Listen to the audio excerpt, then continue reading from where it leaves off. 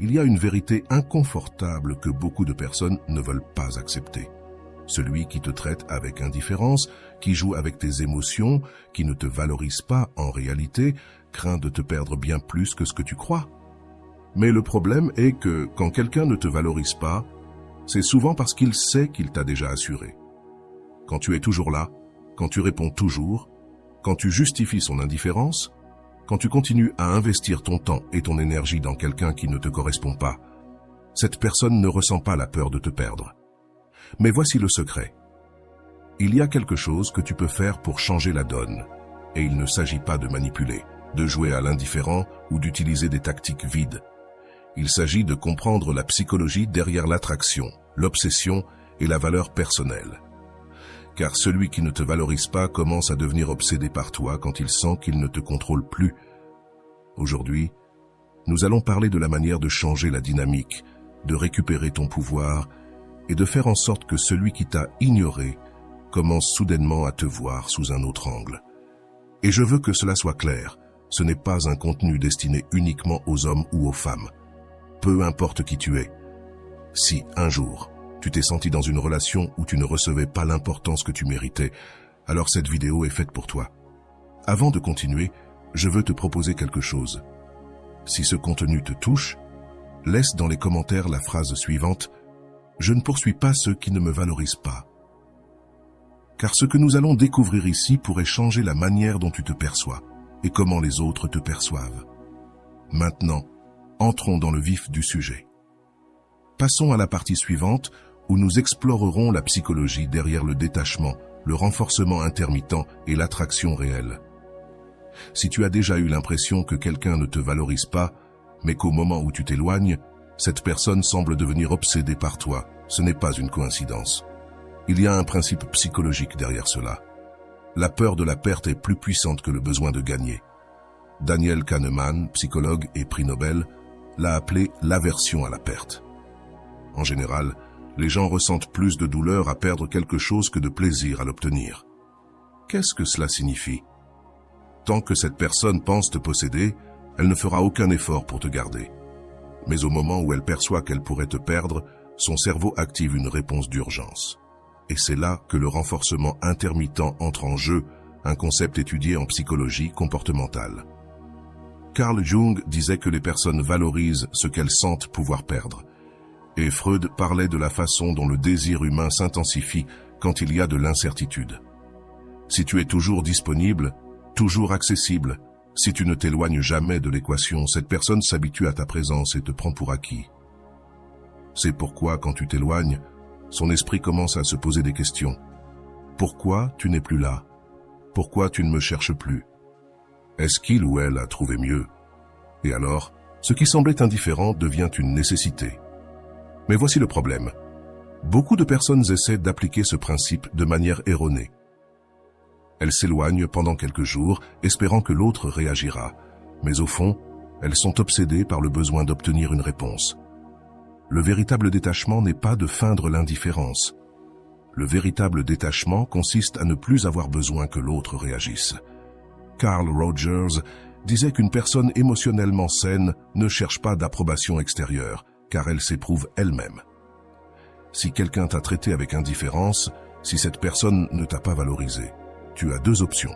Soit tu continues dans le même cycle, en essayant de la faire changer, soit tu deviens quelqu'un qui sait qu'il n'a pas besoin de quémander pour être vu. Lorsque tu choisis la seconde option, quelque chose change dans la dynamique, car tu n'agis plus par besoin, mais par amour-propre. Walter Rizzo dit dans son livre que l'amour véritable ne doit pas être perçu comme une lutte constante pour la validation. Avant d'aller loin, je te serais reconnaissant si tu mets un j'aime à la vidéo, cela m'aiderait à continuer de diffuser cette philosophie. Si tu n'es pas encore abonné, je te recommande de t'abonner et d'activer la cloche pour ne manquer aucune vidéo. Quand quelqu'un sent qu'il te possède, son cerveau ne voit pas la nécessité de faire des efforts. Mais au moment où il perçoit qu'il pourrait te perdre, sa perception change. C'est pourquoi le détachement véritable est l'outil le plus puissant pour attirer respect et valeur. Car lorsque quelqu'un ressent que tu n'es pas facile à remplacer, il commence à te voir sous un autre jour. Et c'est là que je veux que tu te poses une question. Si aujourd'hui je cessais de chercher cette personne, viendrait-elle me chercher? Si la réponse est non, alors cette personne ne t'a jamais vraiment valu. Et si la réponse est oui, cela signifie que tu n'aurais jamais dû poursuivre quelqu'un qui ne répond que lorsque cette personne pense te perdre. Carl Jung disait « Ce que tu résistes persiste, ce que tu acceptes te libère ». Si quelqu'un ne t'a pas valorisé, ce n'est pas à toi de la convaincre. C'est à toi de montrer par des faits que ta valeur ne dépend pas de son approbation. Si ce contenu résonne avec toi, je veux que tu laisses dans les commentaires. Je ne poursuis pas ceux qui ne me valorisent pas. Car lorsque tu adoptes cette mentalité, tu ne tombes plus dans des jeux émotionnels.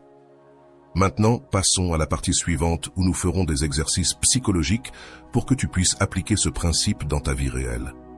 Prépare-toi, car ce sera le plus grand changement que tu feras pour toi-même. Jusqu'à présent, nous avons parlé de la psychologie derrière le détachement et comment la perception de la perte peut éveiller l'obsession de quelqu'un qui ne t'a pas valorisé quand tu étais présent. Mais comprendre cela en théorie n'est pas suffisant. Si tu veux vraiment changer la dynamique de tes relations, tu dois appliquer ces principes dans la réalité. Aujourd'hui, nous allons faire des exercices psychologiques basés sur la thérapie Gestalt, la logothérapie et les principes de Carl Rogers sur l'auto-validation. Prends une feuille et un stylo. Si tu te contentes de simplement écouter sans participer, rien ne changera. Si tu veux vraiment que ce contenu transforme ta vie, fais ces exercices. Exercice 1. La lettre que tu n'enverras jamais. Sigmund Freud disait que les émotions réprimées ne disparaissent pas, elles trouvent simplement d'autres moyens de se manifester. Si tu t'es senti ignoré, si quelqu'un ne t'a pas valorisé, il y a beaucoup de choses que tu n'as pas dites.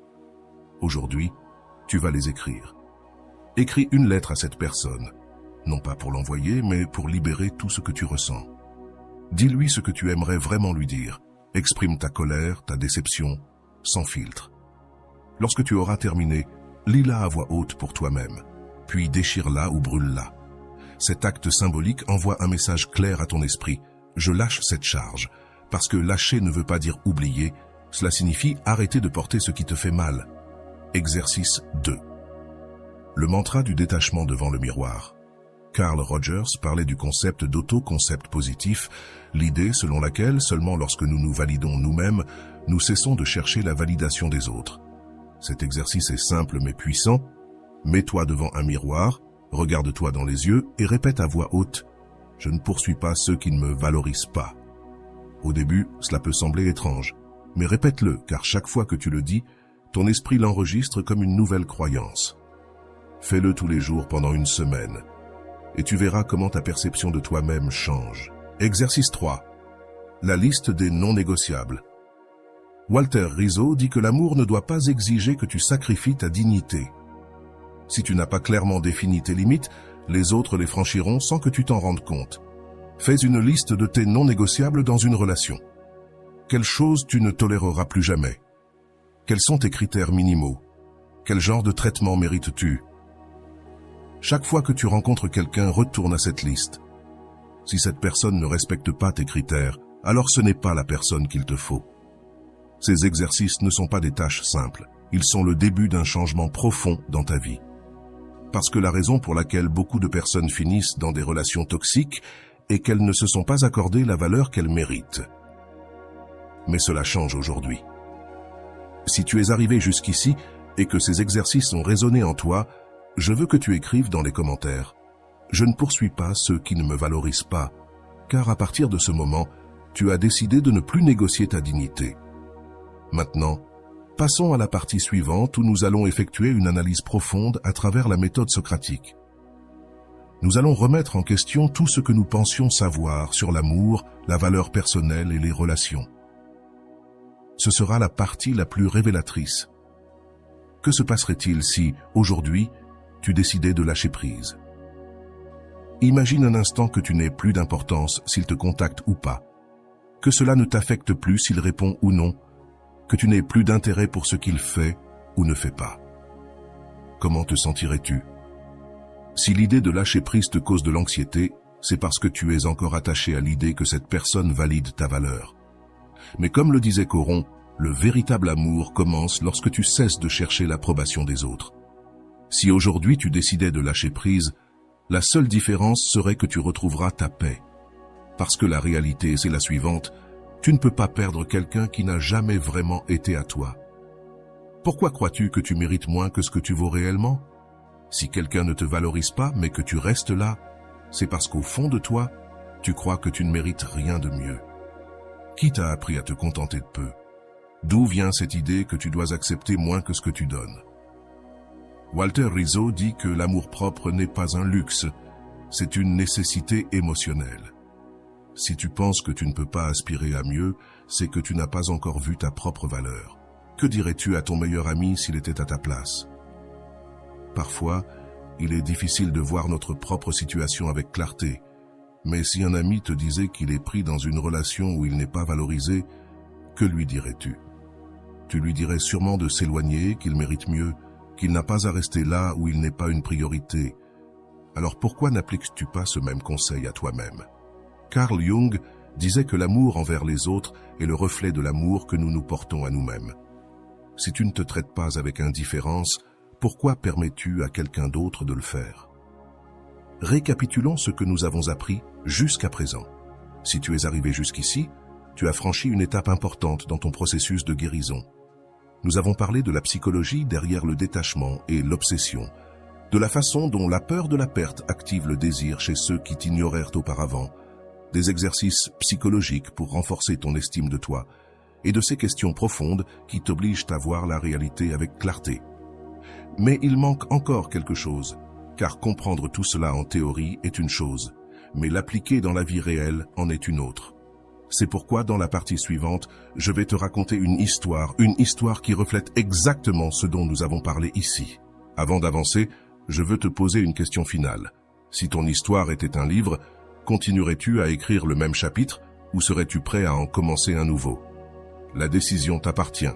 Maintenant, avançons dans la prochaine partie où tu feras la connaissance d'un personnage qui a dû affronter la même lutte que toi et nous verrons ce qu'il a fait pour s'en sortir.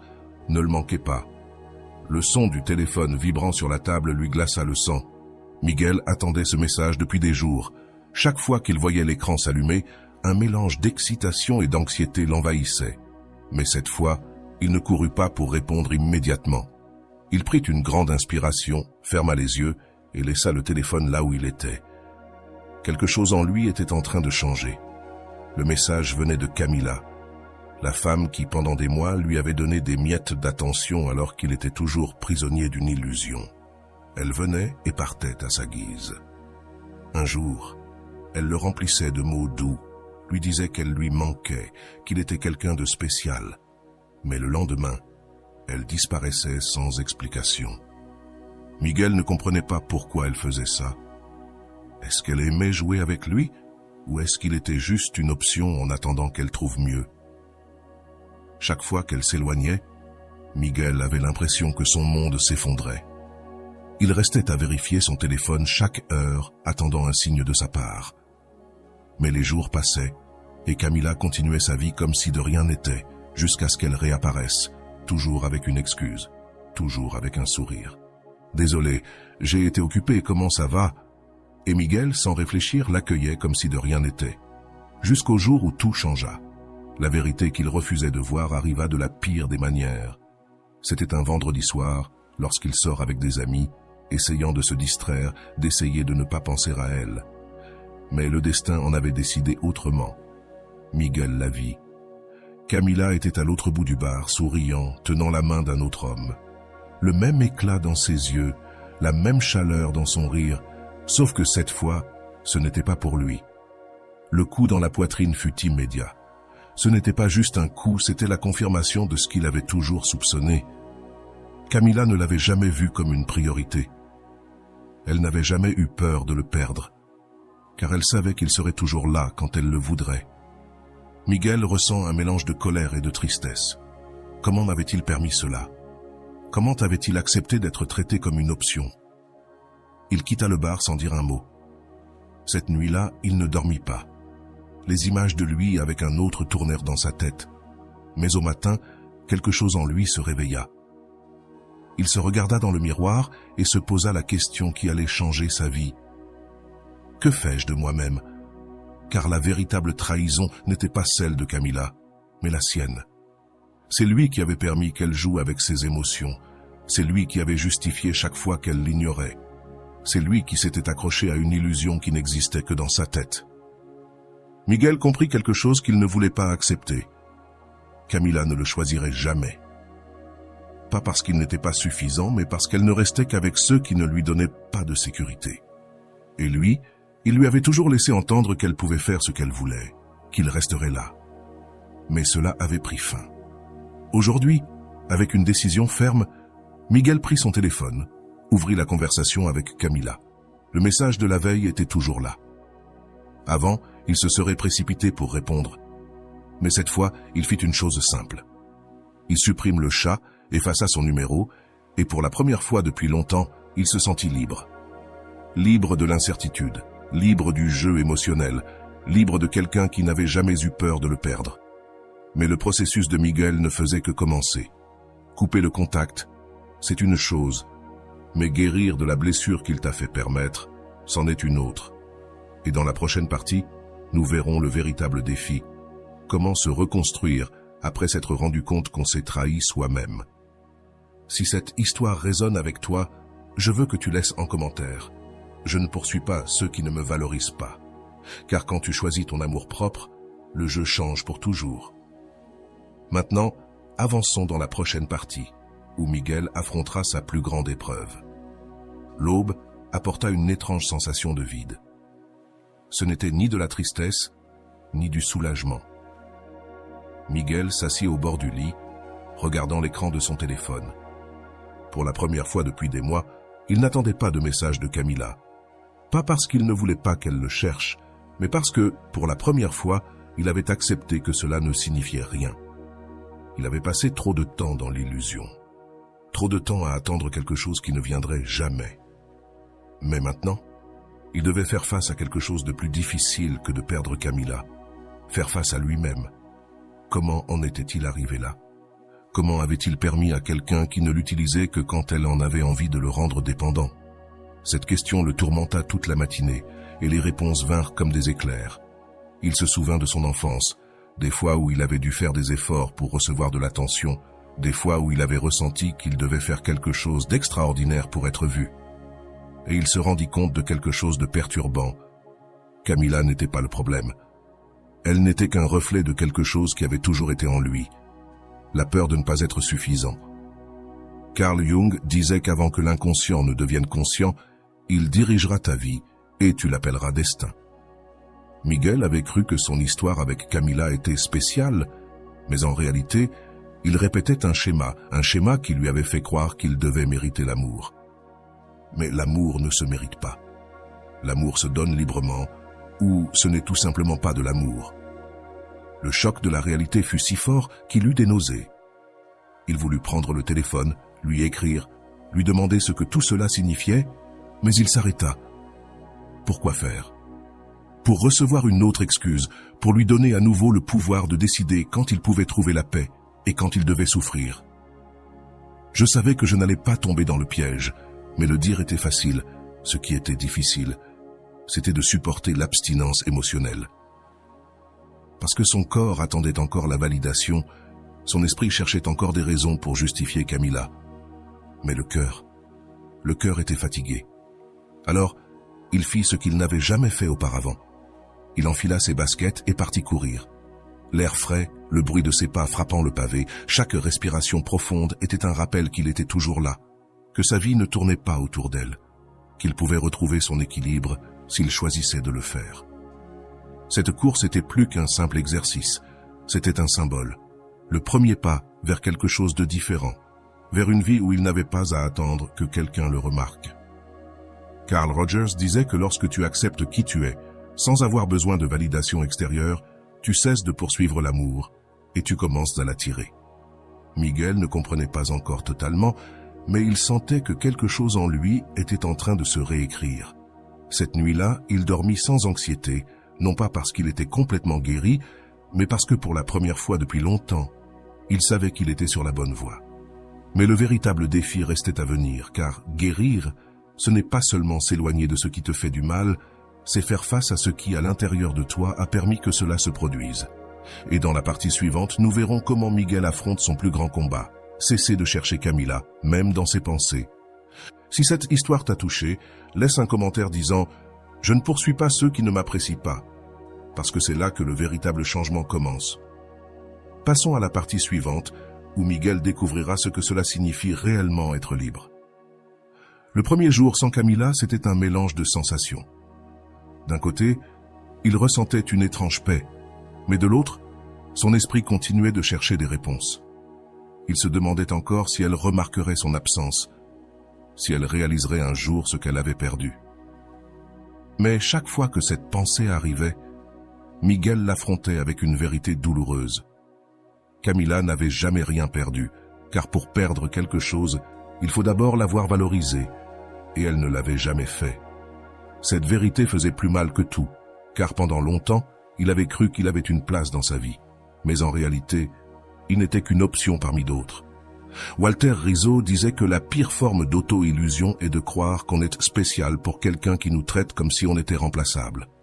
Et c'était exactement ce que Miguel avait vécu. Pour la première fois, il se permit de ressentir la colère, parce qu'avant, il trouvait toujours des excuses pour elle. Il justifiait son indifférence. Mais maintenant, il comprenait qu'il ne s'agissait pas d'un malentendu, il s'agissait du fait qu'il n'avait jamais été sa priorité. Et cette pensée, loin de le rendre faible, le renforça. Parce que si Camila ne l'avait pas valorisé, alors la perte n'était pas la sienne. La perte était la sienne, à elle, mais ce n'était plus à lui de la réparer. Le soleil passait par la fenêtre de sa chambre lorsqu'il prit une décision. Il n'allait plus attendre. Il n'allait plus vérifier son téléphone toutes les 10 minutes. Il n'allait plus se demander si elle allait le chercher ou pas.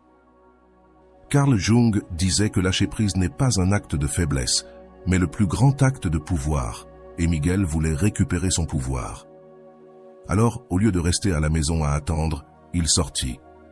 Il alla à la salle de sport, retrouva des amis qu'il n'avait pas vus depuis des mois, rit sans se soucier de savoir si elle lui écrivait ou non. Et un moment, il se rendit compte de quelque chose qui le surprit. Des heures étaient passées sans qu'il pense à elle, pas parce qu'il l'avait oubliée, mais parce que sa vie commençait à s'étendre au-delà d'elle.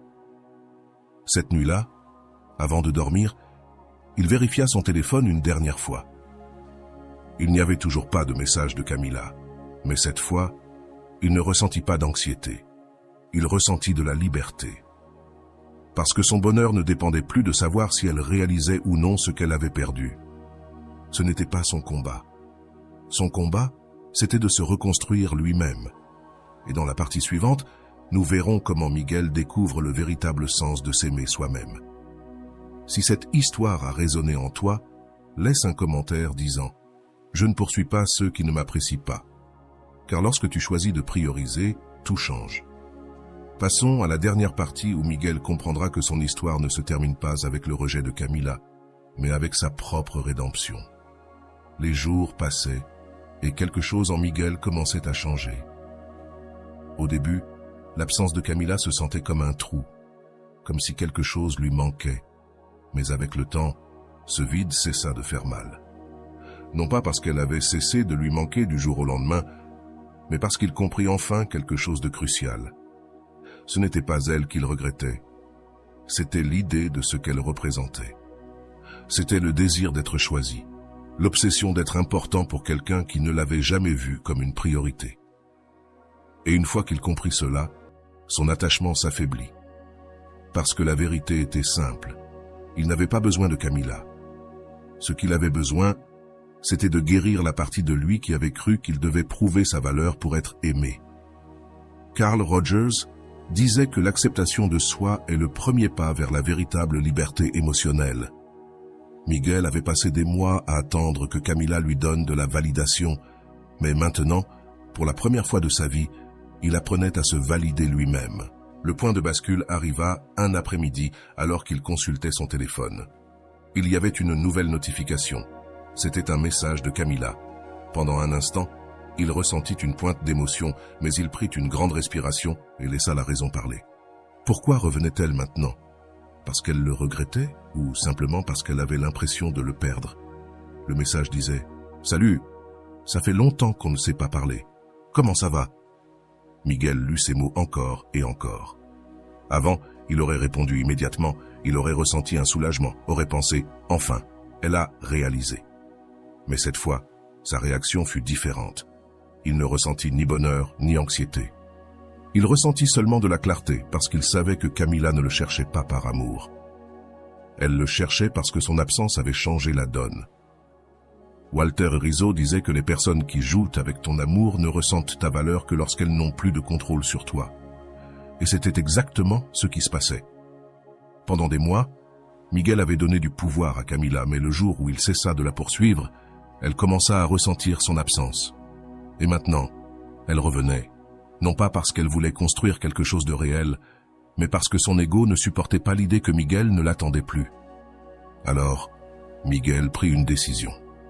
Il n'allait pas répondre, pas parce qu'il voulait lui faire la même chose qu'elle lui avait fait, mais parce qu'il n'avait plus aucun intérêt à retourner dans un cycle qu'il avait mis tant de temps à briser. Ce message était une épreuve que le détachement fonctionne, qu'en te donnant de la valeur à toi-même, les autres le remarquent. Mais le plus important n'était pas que Camilla ressente son absence. Le plus important était que Miguel n'avait plus besoin de revenir. Cette nuit-là, il dormit paisiblement, non pas parce qu'il avait gagné à un jeu, mais parce qu'il avait enfin gagné sa liberté. Et à ce moment-là, il comprit quelque chose qui changea sa vie. L'amour réel ne te fait jamais douter de ta valeur. L'histoire de Miguel n'est pas juste une histoire, c'est un reflet de ce que beaucoup de gens ont vécu dans leur propre peau. Parce que combien de fois avons-nous poursuivi quelqu'un qui ne nous apprécie pas? Combien de fois avons-nous confondu l'amour avec le besoin? Depuis le début, Miguel n'était pas amoureux de Camilla. Il était amoureux de l'idée d'être choisi. Le besoin de validation est l'un des pièges émotionnels les plus dangereux. Il nous fait croire que si nous devenons suffisants pour quelqu'un d'autre, alors nous aurons de la valeur. Mais l'amour ne devrait pas être une lutte. Carl Rogers disait que la relation saine est celle dans laquelle les deux personnes peuvent grandir sans peur. Mais Miguel n'a jamais grandi avec Camilla. Il est simplement devenu une version plus fragile de lui-même. Et c'est ce que le renforcement intermittent fait. Il te lie à une personne qui te donne juste assez pour que tu ne partes pas, mais jamais assez pour que tu te sentes en sécurité. Freud parlait de la façon dont l'être humain s'accroche à la souffrance quand il la confond avec l'amour. Miguel était tombé dans ce piège chaque fois que Camilla l'ignorait. Il ressentait de la douleur, mais chaque fois qu'elle revenait, il ressentait du soulagement. Et cette montagne russe émotionnelle est devenue une addiction, car le cerveau humain libère de la dopamine lorsqu'il sent qu'il a récupéré quelque chose qu'il croyait perdu, et c'est ce qui nous maintient liés, attendant, justifiant, pensant que peut-être, si nous agissons différemment, l'autre personne finira par nous choisir. Mais cela ne se produit jamais, car une personne qui joue avec l'amour ne suit jamais les règles du jeu, à moins que tu ne changes la façon dont tu joues, et c'est ce que Miguel a fait. Voici la première grande leçon de son histoire. L'amour véritable n'a pas besoin d'être poursuivi. Si tu dois convaincre quelqu'un de te valoriser, tu as déjà perdu. Si une personne te veut vraiment dans sa vie, elle te le fera savoir. Et si quelqu'un te traite comme une option, c'est qu'il n'a jamais eu peur de te perdre. Voici la deuxième grande leçon. Le détachement est la clé pour récupérer ton pouvoir. Lorsque Miguel a cessé d'attendre, quand il a cessé de supplier, quand il a cessé d'être disponible, Camilla a ressenti son absence. Carl Jung disait que les gens valorisent ce qu'ils pensent pouvoir perdre. Et c'est ce qui s'est passé. Mais voici la partie la plus importante. Miguel n'a pas cessé de poursuivre Camilla pour qu'elle réagisse. Il l'a fait parce que son amour-propre valait plus que son besoin d'être choisi. Et c'est ça le vrai détachement. Voici la troisième grande leçon. Le pouvoir de ton absence est plus fort que le besoin de ta présence. Le jour où Miguel a cessé d'être disponible, elle est revenue. Mais à ce moment-là, il était déjà trop tard, car il ne la souhaitait plus. Walter Rizzo dit que l'amour-propre n'est pas de la vengeance, c'est de la justice émotionnelle. Miguel n'a pas ignoré Camilla par rancune, il l'a ignorée parce que sa dignité valait plus qu'un message de dernière minute. Et voici la quatrième leçon. La seule validation qui compte vraiment est celle que tu te donnes à toi-même. Quand Miguel a compris cela, son histoire a changé, et la tienne peut aussi changer. Voici maintenant la question finale pour toi. Es-tu prêt à te choisir toi-même? L'histoire de Miguel n'est pas seulement un exemple de détachement, mais aussi un reflet du processus thérapeutique que beaucoup de personnes doivent traverser pour récupérer leur dignité émotionnelle. Parce que sortir d'une relation toxique ne consiste pas simplement à s'éloigner physiquement. Il s'agit de briser les schémas émotionnels qui nous ont conduits à rester dans un premier temps. 1. Le syndrome de l'addiction émotionnelle. Freud parlait de la façon dont l'esprit humain a tendance à répéter des schémas émotionnels appris durant l'enfance. Si tu as grandi dans un environnement où l'amour était instable, où tu devais te battre pour être vu, alors il est probable qu'à l'âge adulte, tu cherches des relations qui reflètent cette même dynamique. Et c'est exactement ce qui est arrivé à Miguel. Camila n'était pas simplement une femme qui l'ignorait. Camila était le reflet de toutes les insécurités que Miguel traînait depuis son passé. Car lorsque nous ne guérissons pas nos blessures, nous les répétons encore et encore avec différentes personnes. Walter Rizzo dit dans « Aimer ou dépendre » que la tendance émotionnelle est une addiction déguisée en amour. Et Miguel était piégé dans cette addiction, car chaque fois que Camila s'éloignait, il ressentait de l'anxiété. Et chaque fois qu'elle revenait, il ressentait du soulagement. Cette montagne russe émotionnelle n'est pas de l'amour, c'est du renforcement intermittent, un phénomène psychologique largement étudié. Le cerveau libère de la dopamine lorsqu'il sent qu'il a récupéré quelque chose qu'il croyait perdu. Et c'est pour cela que les relations toxiques sont si difficiles à lâcher, non pas parce que la personne est spéciale, mais parce que notre cerveau s'est habitué à l'incertitude et la confond avec de la compassion. 2. L'illusion du « si j'attends encore un peu ». Carl Jung disait que tout ce que nous nions à l'intérieur de nous, tôt ou tard, se manifeste dans notre réalité. Miguel ne voulait pas accepter que Camila ne l'avait jamais valorisé. C'est pourquoi il s'accrochait à l'idée que peut-être, avec le temps, elle changerait. Mais la vérité est simple. Les gens ne changent pas parce que tu les aimes davantage. Les gens changent quand ils décident eux-mêmes de changer. Et si quelqu'un ne te valorise pas aujourd'hui, il ne le fera pas demain simplement parce que tu attends. L'un des mécanismes de défense les plus courants dans l'esprit humain est le déni. Nous nions l'évidence parce que l'accepter signifierait affronter la douleur, mais cette douleur, aussi grande soit-elle, est nécessaire pour guérir. Carl Rogers disait que la seule personne responsable de ton bonheur, c'est toi. Miguel a dû faire face à cette vérité, et quand il l'a fait, son histoire a commencé à changer. 3. Le piège de revenir lorsque l'autre te cherche. Lorsque Miguel s'est éloigné, Camila est revenue. Cela arrive fréquemment.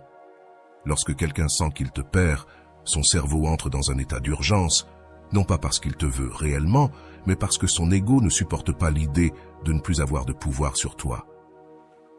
Mais c'est ici que beaucoup de gens échouent, car lorsque l'autre personne revient, ils croient qu'ils ont enfin obtenu ce qu'ils voulaient, et retombent dans le même cycle. Mais la réalité est celle-ci. Si quelqu'un ne te cherche que lorsque tu t'éloignes, ce n'est pas de l'amour, c'est du contrôle. Et l'amour véritable n'est pas un jeu de pouvoir. C'est un espace sûr où tu n'as pas besoin de prouver constamment ta valeur. Walter Rizzo dit que celui qui te veut réellement dans sa vie te le prouve par des actes, pas par des miettes. Et Miguel a appris cette leçon lorsqu'il a décidé de ne pas répondre au message de Camila, parce qu'il a compris que sa valeur ne dépendait pas de sa validation. Ce fut son moment de réveil. 4. La guérison n'est pas un instant, c'est un processus. Sortir d'une relation toxique ne signifie pas qu'en un jour tout s'améliore. Miguel a eu des jours de doute, des moments où il a ressenti la tentation de revenir, car le détachement ne se construit pas du jour au lendemain. Il se construit par de petites décisions quotidiennes. Chaque fois que Miguel a choisi de ne pas lui écrire, chaque fois qu'il a décidé de se concentrer sur sa propre vie, chaque fois qu'il a remplacé l'anxiété par la paix, ces petites décisions ont reconstruit son être intérieur. Carl Jung disait que le processus d'individuation est le chemin pour devenir celui que tu es vraiment, sans les attaches de ce que les autres attendent de toi. Et c'était le chemin que Miguel parcourait. Un chemin où il n'avait plus besoin de prouver sa valeur à personne, juste à lui-même. 5. La victoire n'est pas que l'autre personne te manque, c'est que cela ne t'importe plus. Le grand moment de transformation de Miguel n'a pas été lorsque Camila l'a cherché, mais lorsqu'il a réalisé qu'il n'avait plus besoin d'elle. Ce fut la véritable victoire, car le moment où tu cesses de ressentir le besoin de quelque chose, tu te libères de son contrôle, et c'est là que tu récupères ton pouvoir. La question maintenant est, es-tu prêt à faire de même? Nous avons parcouru ensemble l'histoire de Miguel, une histoire qui ne reflète pas seulement son processus de guérison, mais aussi celui de nombreuses personnes ayant vécu des relations où leur valeur n'a pas été reconnue. Mais maintenant, je veux m'adresser directement à toi, car si tu es arrivé jusqu'ici, c'est qu'une partie de cette histoire t'a touché. Peut-être que tu t'es vu en Miguel, peut-être que tu as reconnu quelqu'un comme Camila dans ta vie, peut-être que tu as compris pour la première fois que ce que tu as appelé l'amour est en réalité une addiction émotionnelle, et ce que je veux que tu comprennes aujourd'hui, c'est ceci. Tu peux sortir de ce cycle.